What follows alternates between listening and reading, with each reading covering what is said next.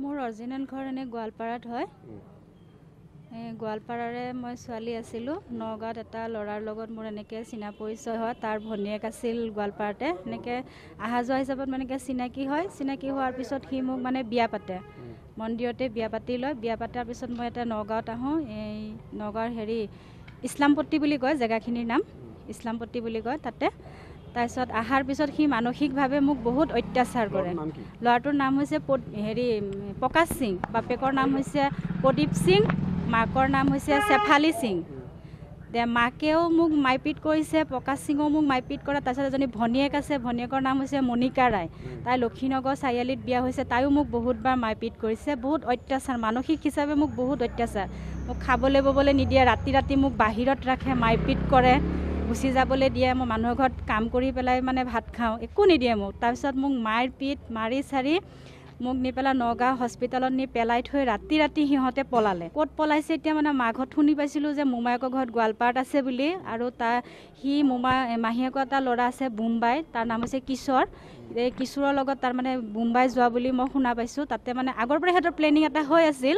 তাৰ এজন বন্ধুক মানে কৈ গৈছে, যোৱাৰ কেইদিনমান আগতে বোলে বন্ধুজনৰ লগত, নাম নলওঁ মই বন্ধুজনক বোলে কৈছে যে মই বোম্বাই গুচি যাম, তাইক এৰি থৈ পেলাই এনেকৈ খেদাব পাৰিলে মই যাম আৰু বোম্বাইত। তেতিয়া এতিয়া মই গম পালোঁ যে সি বোম্বাইতে গৈছে।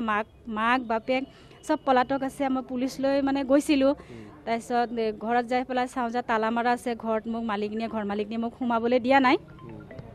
পিছত গুচি আহিলোঁ। আজি কেইদিনমান এসপ্তাহমান হৈছে মই শুনা পাইছোঁ যে গোৱালপাৰাৰ পৰা সিহঁতে আহি পেলাই মানে ৰুম লৈছে, ৰুম এটা ভাড়া লৈছে। আৰু এতিয়া মানে বিচাৰি মই সিহঁতক পোৱা নাই, ক'ত বা আছে নাজানো। কিন্তু সিহঁতে মোক বহুত অত্যাচাৰ। মাকে কয় আৰু কি, যদি ঘনীয়াৰক ৰাখ তেতিয়াহ'লে মোক ৰাখিব নোৱাৰিবি, মোক ৰাখিলে ঘনীয়াৰ ৰাখিব নোৱাৰিবি। আৰু মাকে পুতেকক শিকাই দিয়ে বোলে তোৰ মাৰ সমান বয়স, তই তাইক মা বুলি মাতিবি, তোৰ ঘনীয়াৰ নহয়। মোৰ বোলে 70 বছৰ বয়স, মোৰ বোলে গাৰ ছাল বোলে সুতুৰা হৈ গৈছে, মাকে কয়। আৰু মাকে মানে মোক মানসিকভাৱে বহুত অত্যাচাৰ, বহুত মাৰপিট কৰিছে। এতিয়া মই সেইটো থানাত মই অক্টোবৰ 2 তাৰিখে মই হবগা থানাত এখন এজাহাৰ দি থৈছিলোঁ।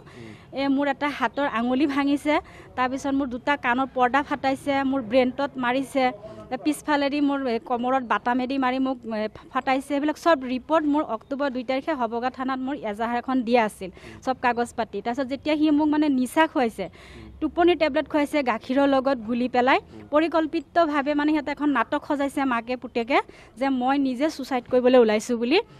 সেনেকুৱাকৈ সজাই সিহঁতে গাঁৱৰ মানুহ মাতি পেলাই, তাৰপিছত মানে মই নিজে ছুচাইড কৰিব ওলাইছোঁ বুলি সেনেকৈ। তাৰপিছত সিহঁতে মোক মেডিকেলত লৈ গ'ল। মেডিকেলত নি পেলাই মেডিকেলত পেলাই থৈ সিহঁতে ৰাতি তাৰমানে মোক পলাইছে। আৰু মোৰ এটা মোবাইল, সোণৰ আঙুঠি, নাকফুলি, পায়েল, দয়াৰৰ তলা ভাঙি টকা 5,000 সেইখিনি লৈ সিহঁতে যায়। মোবাইলটোত মানে বহুত তথ্য আছে, মোক মাৰপিট কৰা চিন বহুত কিবা কিবি মোবাইলত আছে। মোবাইলটো লৈ সি মানে পলাইছে, এতিয়া একদম নাপাত্তা হৈ আছে। বহুত অসহায় হৈ আছোঁ মই এতিয়া, মানে ন্যায় লাগে আৰু কি মোক। মই এতিয়া ন্যায় বিচাৰোঁ আপোনালোকৰ ওচৰলৈ। মই সেইকাৰণে আহিছোঁ। মই থানা, হবগাঁও থানা, সদৰ থানা, মই ক'তো ন্যায় নাপাই আছোঁ। মই কেছটো এতিয়ালৈকে সিহঁতে 2 বছৰ হ'ল। 2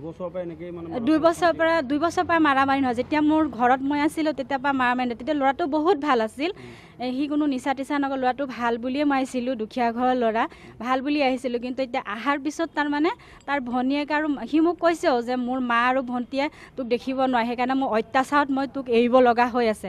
এতিয়া মাক আৰু ভনীয়েকৰ কাৰণে সিও মানে পলাই থাকিব লগা হৈছে, আৰু মোক অত্যাচাৰ কৰে। পুলিচেও বিচাৰি পোৱা নাই। মানে পুলিচে কয় আমি ক'ত বিচাৰি যাম, সিহঁতে ভাড়া ৰুমত থাকে, আমি তদন্ত কেনেকৈ কৰিম।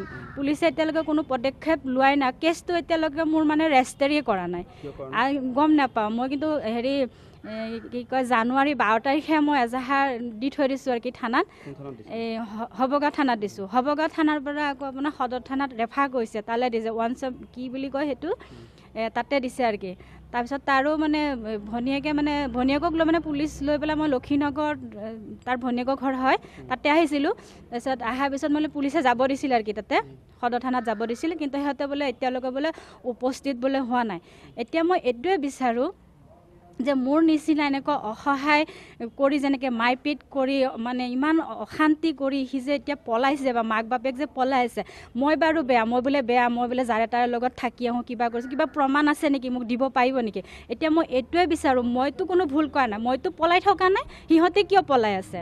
আৰু মোক ভাবুকি দিছে, কয় কি তই মোক একোৱে কৰিব নোৱাৰ সদৰ থানা আৰু হবগাঁও থানা OC মোৰ হাতৰ মুঠিত আছে মোক বোলে একোৱে এইটো প্ৰকাশ সিঙে মোৰ হাজবেণ্ড প্ৰকাশ সিঙে কয় একোৱে কৰিব নোৱাৰ আৰু মাকেও কয় বোলে আজি 35 বছৰ ধৰি ইয়াতে থাকি আছোঁ তোৰ মানুহ আছে আমাৰ মানুহ নাই তে কিয় লুকাই আছে এতিয়া সন্মুখত কিয় নাহে যোগাযোগ কৰিবলৈ মই বহুত চেষ্টা কৰি আছোঁ কিন্তু যোগাযোগ মই কোনোফালে কৰিব পৰা নাই আৰু পুলিচে ফোন কৰিলে কয় ৰং নম্বৰ বুলি ফোন কৰিলে বেলেগ কাবাক দি ফোনটো ৰিচিভ কৰে নিজে ফোনটো ৰিচিভ নকৰে পুতেকৰ মোবাইলটো চুইচ অফে আছে মোৰ মোবাইলটো লৈ গৈছে সেইটোও চুইচ অফ আছে এতিয়া মানে ভয়তে পলাতক আছে এতিয়া মোৰ যিখিনি ক্ষতিপূৰণ কৰিছে যি মোক মাৰপিট কৰি অত্যাচাৰ কৰিছে যিখিনি মোৰ ধ্বংস কৰিছে তাৰ মোক ক্ষতিপূৰণ লাগে সি য'তে নাথাকক কিয় এই নিউজটো যদি চাই থাকে সিহঁতৰ পৰিয়ালে যেনেকৈ হওক মানে সোনকালে এইটো তদন্ত কৰি উচিত বিচাৰ কৰিব লাগে তাকে মই বিচাৰিছোঁ